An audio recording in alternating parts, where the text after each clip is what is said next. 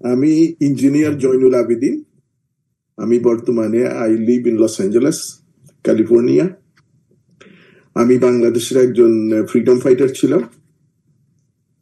Actually, I came to Canada and had my Masters of Engineering from Memorial University of Newfoundland, St. John's on the East Coast. Then I came to USA, Washington State University, where I did my doctoral studies. And solute transport or transportation of contaminant in media, in saturated and unsaturated media was my dissertation subject. I began environmental consulting for air, soil, and water. From there, I continued working in USA, Canada, Bangladesh, and Nigeria over the years. I serve Bangladesh communities also in North America. I got involved in Pobana since 1990s. Had the opportunity once to host Madam Khaleda Zia. Question, please. Yes, I am coming to my questions.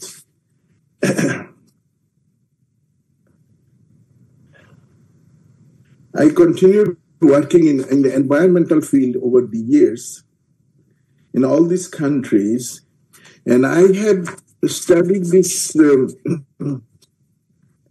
the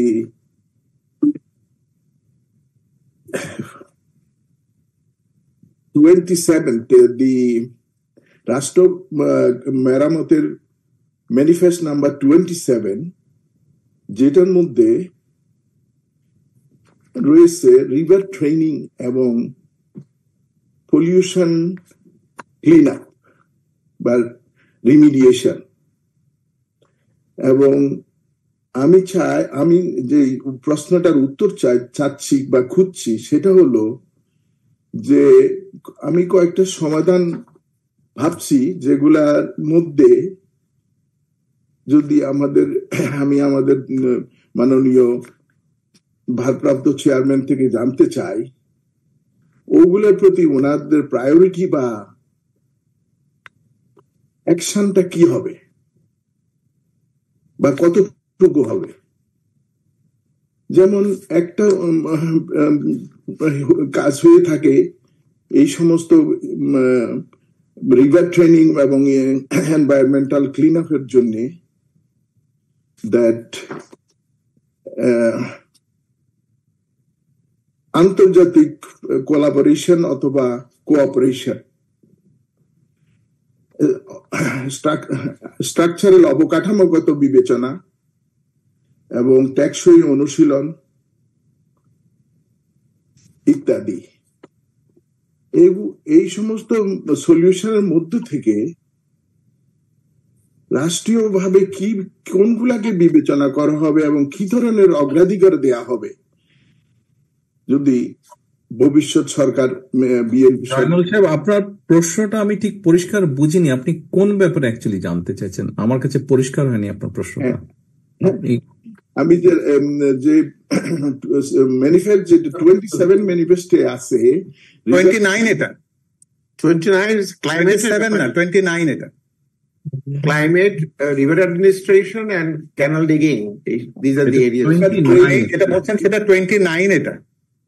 আপনি 27 পরিবর্তনজনিত সংকট ও প্রাকৃতিক দুর্যোগ মোকাবেলায় কার্যকর পদক্ষেপ এবং নদী শাসন ও খাল খননের উদ্যোগ গ্রহণ, নদী ও জলাশয়ের দূষণ রোধ করা, এটা 29 এর।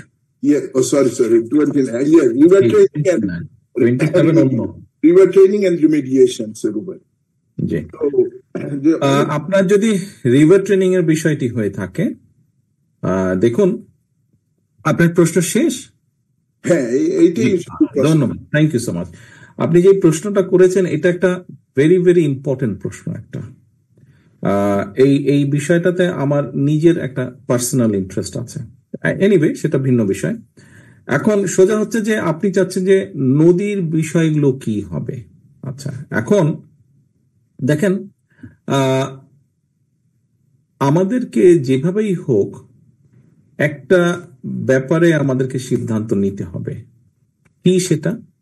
সেটা হচ্ছে যে আমাদের দেশটাকে আমরা একসময় বলতাম নদীমাতৃক দেশ, একসময় অনেক খাল বা ক্যানেল বাংলাদেশে ছিল, বাট এই নদীগুলো, এই খালগুলো, এগুলা সব বলা যায় এই মুহূর্তে খালগুলো প্রায় বন্ধ হয়ে গিয়েছে এবং নদীগুলোরও ত্রাহি অবস্থা, নদীগুলো সব ভরাট হয়ে গিয়েছে। তার ফলশ্রুতিতে আমরা কি দেখছি? ইফ নট এভরি ইয়ার, বলা যায় অলমোস্ট অল্টারনেট ইয়ারেই বিভিন্ন বাংলাদেশে বিভিন্ন জায়গায় বন্যা হচ্ছে। বন্যা হওয়ার ফলে মানুষ বিভিন্নভাবে ক্ষতিগ্রস্ত হয়েছে।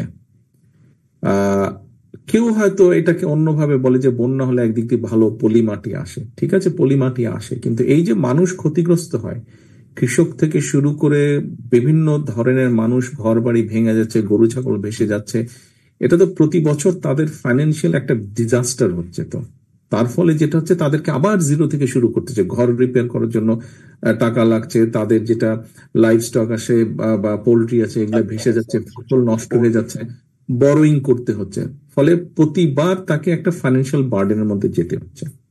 এই সব কিছুকে যদি আপনি বিবেচনা করেন, সাথে যদি আপনি আরেকটা বড় বিষয় বিবেচনা করেন, সেটা হচ্ছে এই যে বন্যা আসলো, বন্যা হলো, তারপরে বন্যার পানি 7 দিন 10 দিন 15 দিন পরে চলে গেল।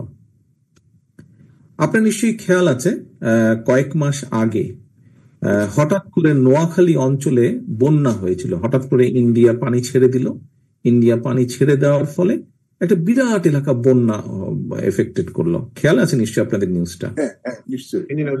এখন আপনি চিন্তা করে দেখেন, এই যে বন্যাটা হলো নোয়াখালী, ফেনী, লক্ষ্মীপুর, যে বিরাট এলাকা, ধরেন আমরা যদি ফর এন এক্সাম্পল জিনিসটাকে এইভাবে চিন্তা করি, ধরেন 50 স্কোয়ার মাইল এরিয়া বন্যা হয়েছে, 50 স্কোয়ার মাইল। আচ্ছা, এভারেজ হাইট কত ছিল? এভারেজ হাইট 8 ফিট ছিল, 8 ফিট পানির ডেপথ। এখন আপনি চিন্তা করেন 50 স্কোয়ার মাইলের একটা swimming pool with a height of 8 feet. 8 feet মানে 2 মিটারের বেশি, নিয়ার অ্যাবাউট 3 মিটার, 2.5 মিটারের মতন। তার মানে ক্যান ইউ থিঙ্ক যে কি পরিমাণ পানি সুইমিং পুলটাতে, কি পরিমাণ পানি আছে? কিন্তু এই পানিটা 7 দিন পরে আবার নাই, 10 দিন 15 দিন পরে আবার নেই পানিটা। এখন এই পানিটা তো অ্যাসেট, পানিটাকে যদি আমি ধরে রাখতে পারি, পানিটাকে যদি আমি আমার মতন করে ইউজ করতে পারি, দেন ইট বিকামস এ অ্যাসেট। কাজেই আমাদেরকে অনেকগুলো বিষয়, এক, এই যে বন্যা হলে মানুষগুলো ক্ষতিগ্রস্ত হচ্ছে, নদীর আশেপাশে যারা থাকছে তাদের ঘর বাড়ি ভেঙে যাচ্ছে, পোল্ট্রি ভেসে যাচ্ছে, লাইভ স্টক ভেসে যাচ্ছে, ফসল নষ্ট হচ্ছে, তারা ফাইন্যান্সিয়ালি এফেক্টেড হচ্ছে। আবার অ্যাট দ্য সেম টাইম এই যে পানিতে এটা নষ্ট হয়ে যাচ্ছে, এই সবগুলোকে আমাদের কাজে লাগাতে হবে। তার জন্য আমাদের কি করতে হবে? তার জন্য আমাদেরকে মেইনলি দুটো কাজ করতে হবে। এক, শহীদ জিয়ার যে খাল খনন ছিল, বাই হুক আর ক্রুক, যেভাবে হোক আমাদেরকে খাল খনন আবার শুরু করতে হবে। কোনো কিছু মানামানি নাই। এই খাল খনন, যে বিভিন্ন জায়গায় খাল দখল হয়ে গেছে, কে দখল করলো ডাজেন্ট ম্যাটার, যেখানে খাল ছিল ওখান দিয়ে খাল যেতেই হবে, তার বাড়ি থাকুক আর তার 10 তলা বিল্ডিং থাকুক, খাল ওখান দিয়ে যেতে হবে, কোনো কম্প্রোমাইজ নেই, খাল শুরু করতে হবে। অ্যাট দ্য সেম টাইম আমাদেরকে নদীগুলোকে আপনার রিভার ট্রেনিং বোধহয় আপনার স্পেশালাইজেশন, তো প্রবাবলি নদীগুলোকে আমাদের যেটা করতে হবে, সব নদী করা যাবে না, হয়তো আপনি পদ্মা বা যমুনা, আপনি মেঘনা, এগুলোকে করা যাবে না, বাট মোটামুটি ভাবে যেগুলো ছোট নদী আছে এগুলোকে আমাদেরকে মোটামুটি এমন ভাবে খনন করে, ড্রাই সিজনে এগুলোকে খনন করে এমন ভাবে আনতে হবে যাতে মোটামুটি নদীটাকে কন্ট্রোল করতে পারে, যে ওভারফ্লাড যখন হবে, বেশি পানি যখন আসবে, সেই পানিগুলোকে কন্ট্রোল করে যাতে আপনি ক্যানেলগুলোর মধ্যে আপনি ডাইভার্ট করে দিতে পারেন। এবং এটি আপনাকে সারা দেশে করতে হবে, কম বেশি পুরা দেশে আপনাকে করতে হবে। কারণ এটা আপনাকে করতে হবে, পানিটা আপনাকে রাখতে হবে কয়েকটা কারণে। এক, আপনাকে ড্রাই সিজনের জন্য পানি রাখতে হবে। দুই হচ্ছে, এই যে দুই সাইডে বন্যা হয়, এই বন্যাটাকে আপনার বন্ধ করতে হবে। কারণ ধরেন আপনি যে কথাটা বারে বারে বলছেন, একটা কৃষক, একটা নদীর পাশে একটা কৃষক থাকে, বন্যা হলো, তার ফসল নষ্ট হলো, তার লাইভ স্টক নষ্ট হলো, ঘর বাড়ি নষ্ট হলো, পোল্ট্রি নষ্ট হলো। তার মানে আপনি যদি ধরে নেন তার সবকিছু মিলিয়ে তার 1 লক্ষ টাকা নষ্ট হলো, তার মানে 1 লক্ষ টাকা তাকে ঘর মেরামতের জন্য হোক, লাইভ স্টকের জন্য হোক, পোল্ট্রির জন্য হোক, ফসলের জন্য হোক, 1 লক্ষ টাকা তাকে বড় করতে হচ্ছে, হয় মহাজন বা আত্মীয় স্বজন কারো কাছ থেকে বড় করতে হচ্ছে, প্রবাবলি উইথ হাই ইন্টারেস্ট বড় করতে হচ্ছে। তার মানে তার আগে যেখানে অলরেডি 1 লক্ষ টাকা ইনভেস্ট ছিল, সেখানে ওই 1 লক্ষ টাকা তো নষ্ট হলে এই 1 লক্ষ টাকা 2 লক্ষ টাকার উপরে তার আবার একটা বার্ডেন তৈরি হয়ে গেল। তো তাকে এটা থেকে সেভ করতে হবে আমাদের। তা আপনি যদি যেই মানুষটা প্রতি অল্টারনেট ইয়ারে 1 লক্ষ টাকা করে লস করছে, তার বার্ডেন তৈরি হচ্ছে, সেটা যদি আপনি স্টপ করে দিতে পারেন, তাহলে every year he can save, if not 1 লক্ষ টাকা, অ্যাটলিস্ট লস হচ্ছে না, তার সে লসে যাচ্ছে না, হি ক্যান সেভ, অন্তত একই জায়গায় সে থাকছে সেভ না করতে পারলেও। এটা গেল একটা। তার মানে আস্তে আস্তে সে ফাইন্যান্সিয়ালি ব্যাকবোনটা, তার ফাইন্যান্সিয়াল ব্যাকবোনটা তার আস্তে আস্তে স্ট্রং হবে, যদি আপনি এই বিপদ থেকে তাকে রক্ষা করতে পারেন। আসেন এবার সেকেন্ড বিষয়টা, পানি, যেটা রিসোর্স, যেটা যেটা আপনি আমি ক্রিয়েট করতে পারি না, আল্লাহ দেওয়া যেটা, এই রিসোর্সটা। আচ্ছা, আপনার পানিটাকে আপনার প্রয়োজন কেন? চাষবাসের জন্য। আপনি যদি ক্যানেলে রাখতে পারেন পানিটা, এই পানিটাকে সুন্দর করে ম্যানেজ করে আপনি ওই এলাকার ক্ষেত খামারের মধ্যে আপনি পানিটা দিতে পারেন। আপনার পানিটা প্রয়োজন। কৃষককে এখন পানি অনেক দামে কিনতে হয়, ডিজেলের দাম বলেন, ইলেকট্রিসিটির দাম বলেন, সবকিছু বেড়ে যাওয়াতে ডিপ টিউবওয়েল থেকে পানি উঠিয়ে নিয়ে পানিটা কিনতে হয় কৃষককে। কিন্তু আপনি যদি এটা ফ্রি অফ কস্ট দিতে পারেন, তার প্রোডাকশন কস্টটা কমে যাচ্ছে। এটা গেল একটা। দ্বিতীয় বিষয় হচ্ছে, আপনি যখন ক্যানেলের পানি রাখবেন, নদীতে যখন আপনি পানি ধরে রাখবেন, এই পানিগুলা তো আস্তে আস্তে নিচে যাবে। নিচে যাবার ফলে কি হবে? আপনার আন্ডারগ্রাউন্ড ওয়াটার লেভেল গত 20 বছর 30 বছর ধরে যে আমরা ডিপ টিউবওয়েল দিয়ে পানি টেনে তুলছি, আন্ডারগ্রাউন্ড ওয়াটার লেভেল কিন্তু অনেক নিচে নেমে গেছে, অনেক নিচে নেমে গেছে। যেখানে আগে 10, 15, 20 ফিট খুললেই পানি পাওয়া যেত, গেলেই সেখানে হয়তো এখন 100, 150, 200 ফিট নিচে যেতে পারে। তো পানিটা আস্তে আস্তে রিচার্জ হয়ে হয়ে হয়ে হয়ে সময় লাগবে, 2-4 বছরে তো হবে না, 10 বছর 20 বছর সময় লাগবে। বাট যদি আমরা এটা কন্টিনিউ করি, সেই রিচার্জটা আবার হবে। রিচার্জটা হলে স্বাভাবিকভাবে আপনার ফসল টসল খুব সহজেই, গাছপালা যা লাগাবেন খুব সহজেই কিন্তু নারিশমেন্টটা পাবে, তারা পানিটা তারা ওখান থেকে পাবে। ওই পানিটা যখন আস্তে আস্তে, নিচের পানিটা আস্তে আস্তে আস্তে উপরে উঠতে থাকবে। আরেকটা ব্যাপার আছে খুব সম্ভব, সেটা হচ্ছে যে আপনি যখন আন্ডারগ্রাউন্ড ওয়াটার যখন দিতে থাকবেন, উপর থেকে যখন পানি আস্তে আস্তে নিচের দিকে নামতে থাকবে, আমাদের যে আর্সেনিকের প্রবলেম আছে, এই আর্সেনিকের প্রবলেমটা কিন্তু উপর থেকে পানির প্রেশার তৈরি হলে আস্তে আস্তে আস্তে আস্তে এটা আবার নিচের দিকে যেতে থাকবে। পানি যাতে আপনি আন্ডারগ্রাউন্ড ওয়াটার তুলবেন, আর্সেনিকটাও কিন্তু উপরে উঠতে থাকে, কিন্তু আপনি যখন উপর থেকে দিবেন আস্তে আস্তে এটা নিচে দেখতে থাকবে। কাজেই এই সবগুলো বিষয় যদি আপনি চিন্তা করেন, আমাদেরকে নদী খনন এবং খাল খনন, এটি আমাদেরকে প্রচুর পরিমাণে করতে হবে, এভরি ইয়ার আমাদেরকে করতে হবে। কারণ সিলটেশন যেটা আসে সেটার জন্য ভরাট হয়ে যায় নদী খাল, প্রতি বছর করতে হবে। এবং ওই মাটি যেটা আপনি উঠাবেন ওখান থেকে, ওটা আপনি ডিস্ট্রিবিউট করেন, সেটা দিয়ে আপনি ওই যে পলি, সেটা ভালো, সেটা অনেক ফার্টাইল হয়, সেটাকে আপনি বিভিন্ন জায়গায় দিতে পারবেন, আপনি পাহাড়গুলো উঁচু করতে পারবেন, সেটা দিয়ে আপনি অন্য জায়গায় আপনি রিক্লেম ল্যান্ড করতে পারবেন, সেটাকে কাজে লাগিয়ে বিভিন্ন কাজ করা যাবে। এই হচ্ছে আপনার প্রশ্ন, আমি যতটুকু বুঝে থাকি, probably this is the answer. আপনি কি পেয়েছেন আপনার answer? Yes, I got most of it, but one more area I was referring to that. And what is that? A lot of these rivers, though we own the rivers, but their origin is somewhere else.